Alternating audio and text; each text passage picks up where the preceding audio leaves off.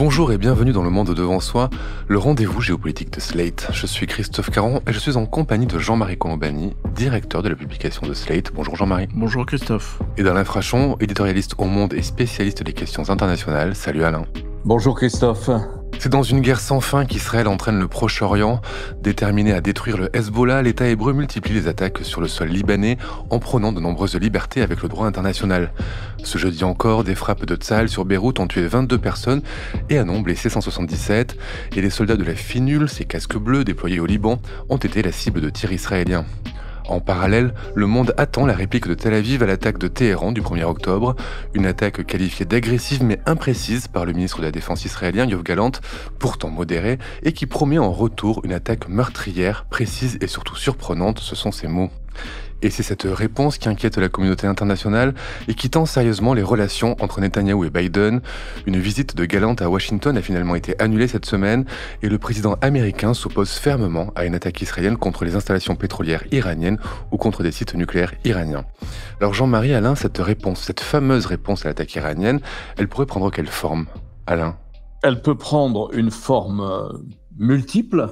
Ça peut être une attaque de missiles sur les installations nucléaires, vous l'avez évoqué, sur les installations économiques en général, mais ça veut dire essentiellement les installations pétrolières. Et là, il n'est pas sûr que les États-Unis s'y opposent. Les États-Unis se sont catégoriquement opposés à une attaque sur les installations nucléaires.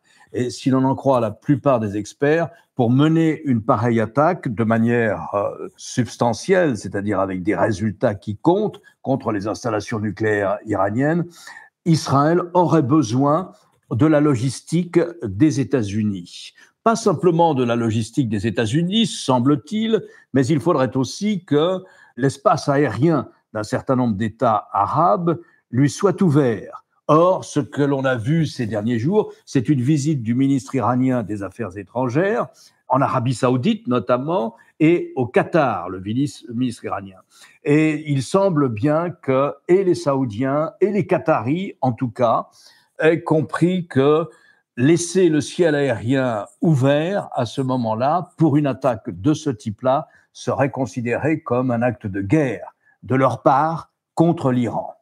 Donc voilà, mais ça peut être aussi une cyberattaque, ça peut être aussi une attaque contre des cibles militaires, ça peut être aussi une campagne d'assassinat, et il ne faut pas oublier qu'il semble bien qu'Israël a de telles informations, des informations tellement précises sur ce qui se passe à Téhéran, il semble bien qu'une partie de la structure militaro-politique iranienne ait été infiltrée par un ou des agents travaillant pour l'État hébreu. Moi, je voulais réagir à l'idée que les États-Unis s'opposent. Les États-Unis ne s'opposent pas, ils font des discours, ils font des proclamations, mais de facto, ils n'empêchent rien. C'est ce que l'on a depuis le début. Rappelez-vous, après le 7 octobre, il y a aussitôt une visite de Biden sur le terrain, en Israël, et où Biden à la fois promet, et ça s'est évidemment confirmé, l'aide absolue à Israël au nom du fait qu'Israël a en effet le droit de se défendre. Donc les États-Unis, par la voix de Joe Biden, disent on sera là de toute façon. Mais en même temps, il essaie de dissuader Israël de s'engager dans ce qu'il a appelé une politique de revanche, en disant explicitement aux Israéliens, ne faites pas comme nous, ne vous laissez pas aveugler par la vengeance et réagissez autrement, quoi. Donc, alors qu'en fait, ce que l'on a vu se déclencher à partir du 8 octobre et les jours suivants, c'est une politique de punition à l'endroit de toute une population qui est la population de Gaza. Et ce, malgré les récriminations, malgré les protestations, malgré les très nombreuses visites du secrétaire d'État américain sur place en Israël, et malgré même la dégradation très forte des relations personnelles entre Netanyahou et Joe Biden, avec un Joe Biden qui ponctue un petit peu tous les actes israéliens, pas de protestation, mais de dire on ne veut pas que vous alliez là, on ne veut pas que vous fassiez ceci ou cela, on ne veut pas que vous fassiez la guerre à l'Iran. En même temps, tout se déroule comme si on allait vers la guerre. donc entre Israël et l'Iran, et donc notamment entre la communauté, enfin les alliés d'Israël et l'Iran. Donc dire que les États-Unis s'opposent, Joe Biden proclame et en même temps fait la preuve de sa faiblesse vis-à-vis de Netanyahou, qui fait littéralement ce qu'il veut, quand il veut, comme il veut, malgré... Alors bien sûr, sur certains scénarios, il est évident que les Israéliens ne peuvent pas, par exemple, aller bombarder en Iran sans que leurs avions ne tombent en panne. Donc, ils ont besoin d'infrastructures, d'une logistique américaine pour que leurs avions puissent rentrer. Il y a évidemment donc des scénarios comme ça qui peuvent être écartés par le fait que la logistique américaine est absolument indispensable dans certaines opérations. Mais sinon, si on regarde les choses sur la durée, aussi bien le sort réservé à Gaza que l'intrusion israélienne au Liban Sud, et maintenant d'ailleurs les tirs de l'armée israélienne sur des éléments de la FINUL, donc des soldats des Nations Unies. Les États-Unis s'opposent, Washington annule ou fait décaler une visite du ministre israélien de la Défense aux États-Unis, mais ça s'arrête là. Ça ne signifie pas s'opposer, ou en tout cas, il s'oppose en parole, et en même temps, la preuve est faite que Netanyahou va où il veut. Une visite annulée par Netanyahou, la visite de Galante auprès de Blinken à Galante, Washington. Qui est un opposant au Premier ministre. Alors justement, on a beaucoup parlé de l'immobilisme américain, avec des États-Unis qui continuent à fournir des armes, à fournir des crédits à Israël. Alain, vous nous l'avez déjà plusieurs fois dit. Est-ce que vous pensez vraiment que les États-Unis vont changer de stratégie par rapport à Netanyahou d'ici les élections? Est-ce que c'est possible pour Biden de s'engager dans une voie différente? Et la question la plus importante peut-être, c'est en cas de victoire de Kamala Harris, est-ce qu'il peut y avoir un changement de pied de la politique américaine envers son ami israélien? Sur l'issue des élections, je ne sais pas, mais en tout cas, avant le 5 novembre, Netanyahou sait particulièrement que les démocrates n'oseront pas publiquement s'opposer à ces initiatives, comme l'a dit Jean-Marie. Et donc, il sait que, compte tenu de l'opinion publique majoritaire aux États-Unis, qui est majoritairement en empathie avec Israël, la moindre critique d'Israël, la moindre critique publique d'Israël, le moindre différend entre Joe Biden et Benjamin Netanyahou publiquement exposé provoquerait une attaque de la part de Donald Trump en disant « Nous ne sommes pas aux côtés d'Israël, Israël a été agressé le 7 octobre, Israël a le droit de se défendre et nous sommes les seuls à défendre véritablement Israël. » Compte tenu du score que donnent les sondages et de la physionomie de ce scrutin, c'est-à-dire un scrutin extraordinairement serré, à quelques milliers de voix près aujourd'hui, on voit mal les démocrates prendre le risque d'offrir à Donald Trump un pareil boulevard politique. C'est sans doute d'ailleurs ce que comprend parfaitement Netanyahou et qui sait que jusqu'au 5 novembre, il a une immense latitude d'action, quelle qu'elle soit, et une immense latitude de conduite de la guerre. N'oubliez pas non plus que sur le plan de la politique intérieure israélienne, et ça joue, Netanyahou est assuré de rester aux commandes tant que la guerre se poursuit, qu'il s'agisse des opérations à Gaza, et elles se poursuivent, ou des opérations pour défendre le nord d'Israël, des opérations menées à l'encontre du Hezbollah au Liban. Un gouvernement israélien donc qui a les mains libres jusqu'au 5 novembre et qui semble impossible à arrêter. Il y a quelques mois, on disait ici même que la guerre menée par Israël à Gaza avait pour but d'éradiquer le Hamas. Là, le prétexte israélien est de mettre un terme et d'éradiquer le Hezbollah au Liban. À chaque fois, il y a toujours une raison d'envahir notre pays ou de faire la guerre. Où est-ce que va s'arrêter ce gouvernement israélien, selon vous, Jean-Marie ? Ça, on ne sait pas où il va s'arrêter. Ce qui est sûr, c'est que pour ranger dans la catégorie à nouveau impuissance américaine, il y a la composition même du gouvernement israélien, puisqu'il était clair que un des grands problèmes d'Israël, c'est la présence de son extrême droite et l'influence de son extrême droite, qui est une extrême droite qui prône le grand Israël et qui agit d'ailleurs très violemment en Cisjordanie contre les Palestiniens de Cisjordanie. Donc il y a aussi cette impuissance, puisque le souhait américain était de voir un Premier ministre plutôt centriste s'installer, un Premier ministre qui revienne à une logique internationalement reconnue, si j'ose dire, c'est-à-dire vers la logique des deux États, alors que Netanyahou l'exclut totalement. Donc on est là encore face à un gouvernement donc inchangé, avec un processus électoral qui ne viendra que très tardivement, et probablement une fois que Netanyahou sera allé au bout de ce qu'il souhaite. Alors, jusqu'où veut-il aller? Puisqu'on s'aperçoit maintenant que les bombardements sur Beyrouth aussi ont été très, très intenses. Donc, tout va dépendre, au fond, de la façon dont il va calibrer la riposte israélienne aux tirs de missiles iraniens. Et ça, jusqu'à présent, encore, on ne sait pas exactement de quoi sera faite cette riposte. Est-ce que je peux ajouter une chose là pour répondre à votre question, Christophe? Jusqu'où peut aller le Premier ministre israélien? Il faut dire que sa latitude d'action ne dépend pas uniquement de ce qui se passe à Washington, comme nous l'avons dit. Elle dépend aussi de ce qui se passe sur le terrain. Parce que qu'est-ce qu'on craint dans cette histoire? Que craignent les États-Unis? Que craignent leurs alliés? Que craignent les pays du Moyen-Orient? C'est que cette série d'échanges directs, de tirs de missiles de part et d'autre entre l'Iran et Israël ne finissent par déboucher sur une guerre qui embraserait la région du Golfe. Parce qu'on imagine que l'Iran pourrait répliquer à la réplique israélienne, et il y aura une réplique iranienne à la réplique israélienne, en attaquant les installations pétrolières qu'il peut y avoir de l'autre côté du Golfe, par exemple dans le monde arabe, chez les alliés des États-Unis, ou en attaquant une base américaine en Irak, c'est possible avec des missiles, ou bien une base américaine, comme il y en a, probablement pas à Qatar, mais il y a une grande à Qatar, mais Qatar a d'assez bonnes relations avec l'Iran. C'est ça qu'on craint, c'est ce scénario-là. Quand on parle d'un embrasement général du Moyen-Orient, c'est essentiellement concentré sur la région du Golfe. C'est ça qui fait peur. Or, je pense que là, Netanyahou a une latitude supérieure à celle qu'on dit de ce point de vue. Pourquoi ? Qu'est-ce que cherche l'Iran dans cette histoire ? L'Iran voit son système de défense extérieure attaqué. C'était le Hamas, et c'est toujours aussi le Hezbollah. C'est un système de défense extérieure, de milices pro-arabes qui sont financées et payées par la République islamique comme une première ligne de défense, de manière à ce qu'on ne puisse pas attaquer leurs installations nucléaires. Mais au fond, l'Iran, c'est d'abord la République islamique, c'est ce régime. Et l'objectif premier de ce régime, c'est de se maintenir au pouvoir.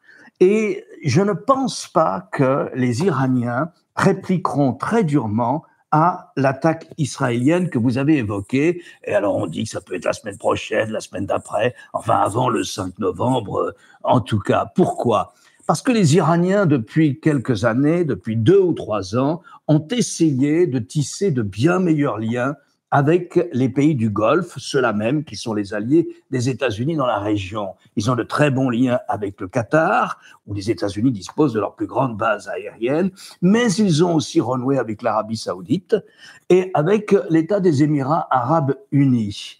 Et donc, je ne crois pas véritablement à une contre-attaque iranienne, à la réplique israélienne que l'on attend. Je ne crois pas à une contre-attaque israélienne contre les installations arabes dans le Golfe ou des installations américaines dans le Golfe. Et c'est là où le scénario d'une sorte d'affrontement direct, comme ça, entre les États-Unis et l'Iran, me paraît assez improbable, si je puis dire. Et je pense que la République islamique fera très attention dans sa réplique à l'attaque israélienne que nous attendons tous. L'Iran qui a semblé vouloir se réassurer auprès de la Russie, d'une part, l'Iran aide la Russie dans sa guerre contre l'Ukraine, et de se réassurer aussi auprès de l'Arabie saoudite, puisqu'il y a eu une visite du ministre iranien des Affaires étrangères en Arabie saoudite. Donc il y a en effet toute une série de précautions qui sont prises, de tractations, qui tendent certainement à éviter le scénario qu'évoque Alain, et donc le scénario d'un embrasement régional, ça c'est sûr. Alors, vous demandiez jusqu'où peut aller Netanyahou.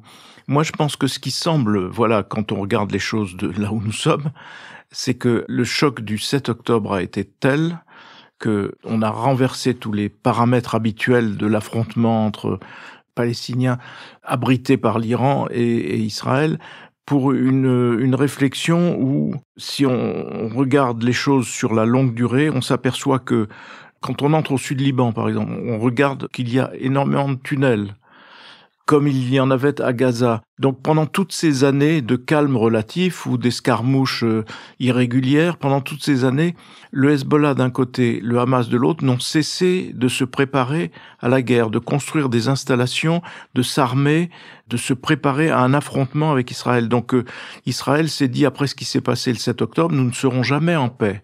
tant que ceux-là seront là. Donc on s'attaque à Gaza pour essayer d'éliminer autant qu'il est possible les combattants du Hamas, et puis on s'attaque au sud Liban pour éliminer tout ce qui est possible de combattants du Hezbollah. Et donc l'idée israélienne est sans doute de dire on veut en finir une fois pour toutes avec ces groupes qui profitent des moindres périodes de calme ou de paix relative pour s'armer et pour organiser la prochaine offensive contre nous. Donc ils sont dans un combat existentiel. Et c'est ce qui explique la démesure de ce combat.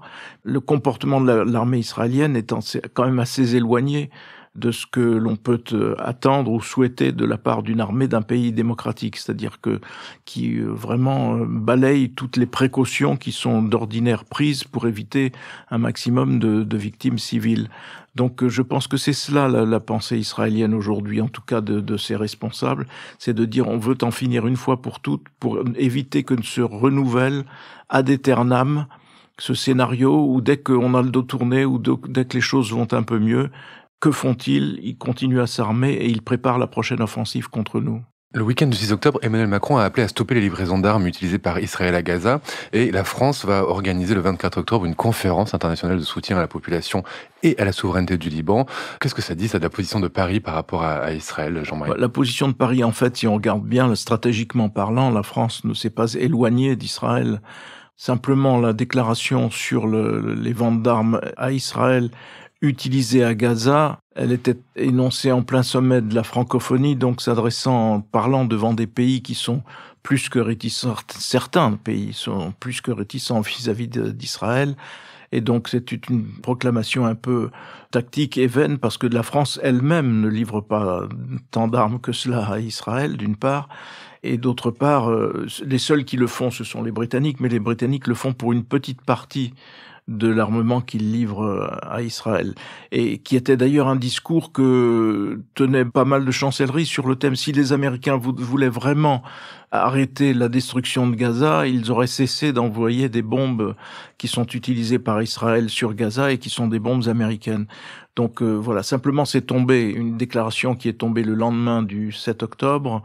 Donc le calendrier était sans doute de ce point de vue-là mal choisi, mais ça n'était pas à mon avis, ça n'est pas une déclaration qui emporte ou qui affaiblit le lien stratégique entre Israël et la France. À preuve, les avions français avaient prêté la main à des opérations de défense contre les tirs de missiles iraniens. Donc c'est quand même un engagement clair et net aux côtés d'Israël.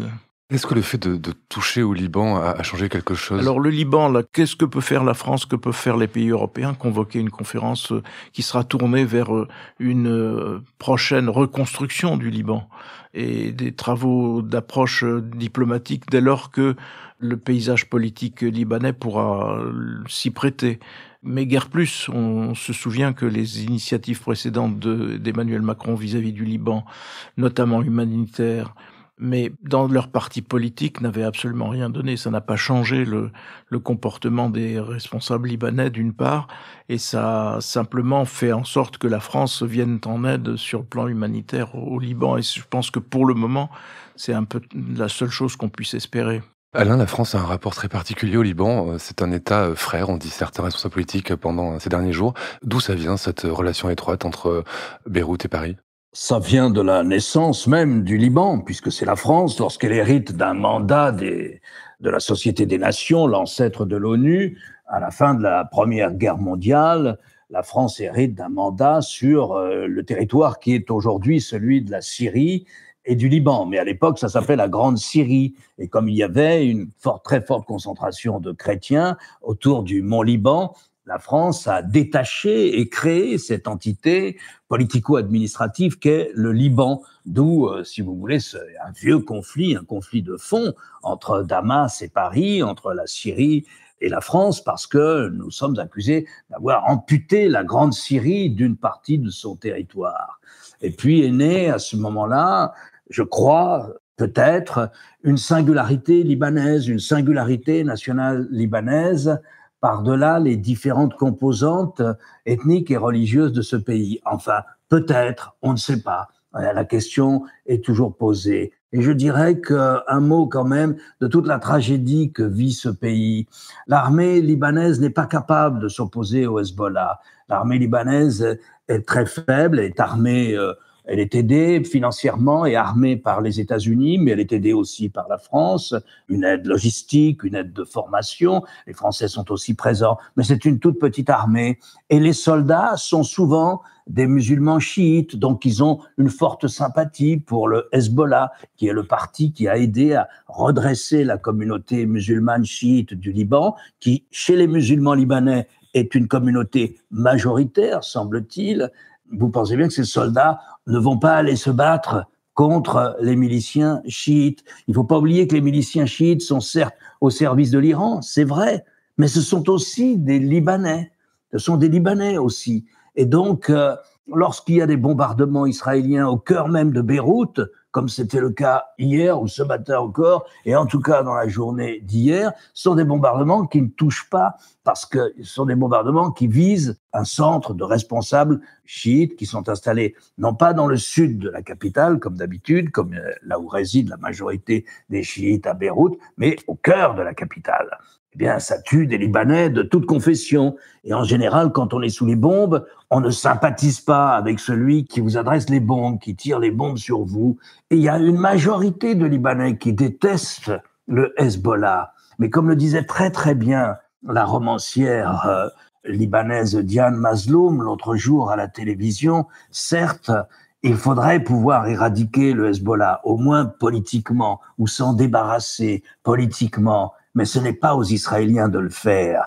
Et là, c'est tout le procès de la classe politique libanaise qui est sur scène. Et donc, vous avez cette tragédie, si vous voulez, d'un pays qui est bombardé par l'armée israélienne, qui va en finir avec cette milice, qui est une milice armée, extraordinairement plus armée et mieux entraînée par l'Iran, notamment que l'armée libanaise, qu'est le Hezbollah. Mais en finir par le Hezbollah, c'est se mettre aussi à dos toute une partie de la population libanaise qui n'aime pas plus le Hezbollah que les Israéliens. C'est ça toute la tragédie du Liban.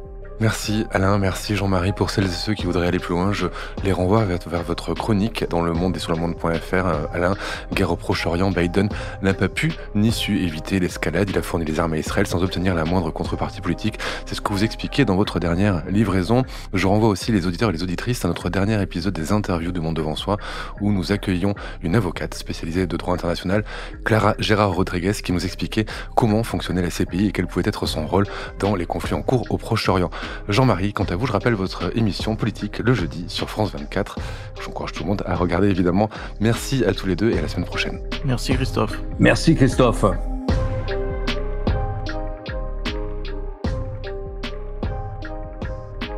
Le Monde Devant Soi est un podcast produit par Slate Podcast avec Jean-Marie Colombani et Alain Frachon. Direction, production éditoriale, présentation Christophe Caron. Montage et réalisation Aurélie Rodriguez.